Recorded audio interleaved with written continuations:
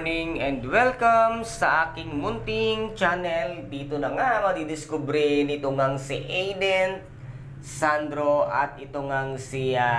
Jasmine ang katotohanan kung ano nga ang tunay na negosyo nga ng mga Benavides dahil nga nandudoon na ang kapartner ni Agent Sandro upang manmanan nga itong si Iris na wala siyang kaalam-alam na nasundan na pala siya ng isa sa mga fleas or inleya na ngayon nga ay naitawag na kay Agent Sandro kung kaya't sumama pa nga itong si Jasmine upang i-booking at puntahan nga ang kanilang illegal na negosyo. At dito naman ay pinaparusahan na nitong ngang si Iris ang kaibigan nga nitong si Jasmine or ang dating kanyang manliligaw na si Jetro at pilit nga itong pinapaamin kung ano ang connection niya dito nga kay Jasmine at kung si Jasmine din ba ang naging sanhi ng kanyang pag-asenso at nagkaroon siya ng konting pera na ngayon nga ay pinapaamin or pilit ngang pinapaamin nito ngang si Jasmine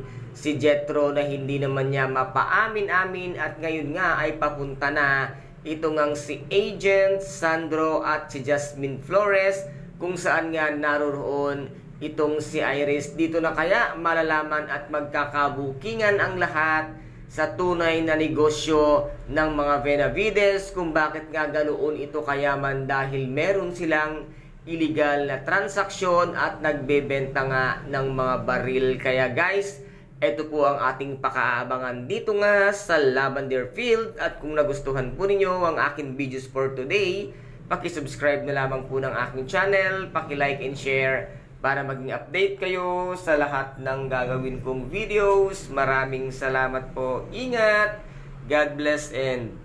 bye-bye!